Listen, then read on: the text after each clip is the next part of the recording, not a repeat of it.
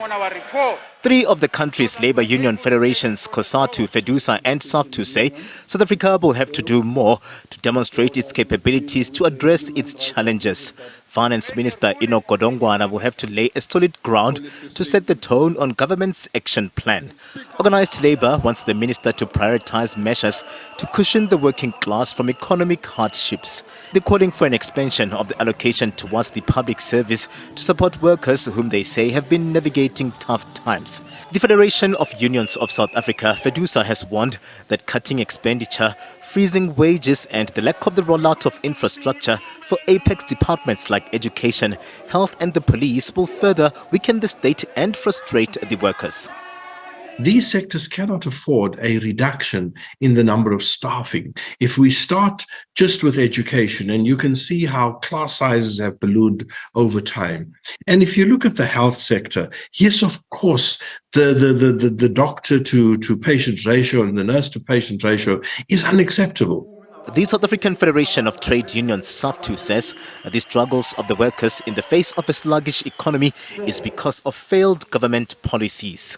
The policy trajectory of the Treasury has to change. And for us, that has to start with how they view the issue of fiscal expansion versus fiscal contraction. At the very premise of Treasury's policy is the idea by neoliberal dogmas that if you embark on fiscal contraction, that will somehow stimulate investments in the economy. The Minister of Finance must come out first and foremost to discard this flawed logic that is guiding their policy in the National Treasury.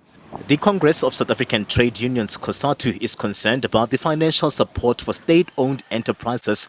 The Labour Federation attributes the current crisis at SOEs to a lack of consequence management against wrongdoing. We need to see more practical steps being given to assist transit, whether it's debt relief to transit, whether there's further investment in transit, ESCOM, in infrastructure and so on. But transit is critical to the big industries of mining, manufacturing, agriculture. So we hope to see some regard there. But also the SONA was very thin about other state-owned enterprises. In fact, it was silent on Metro Rail, on Denel, the Post Office and Post Bank, on the SABC and all the other critical SOEs which provide a useful service to society, to the economy. So we will hope to see in the budget some sort of intervention package to assist them. These workers say the cost of living is too high. They feel subjected to a life of poverty and want government to come through for them in the upcoming budget.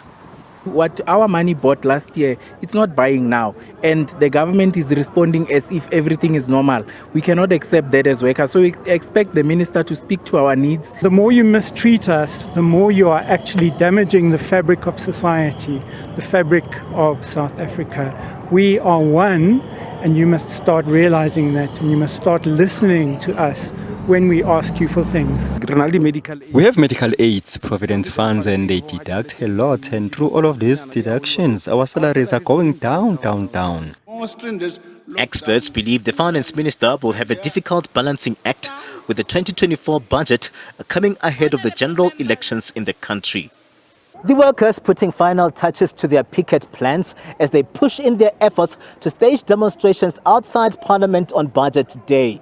The vow to reject an austerity budget which they believe won't speak to their day-to-day challenges. Katlego, Legodi, SABC News in Johannesburg.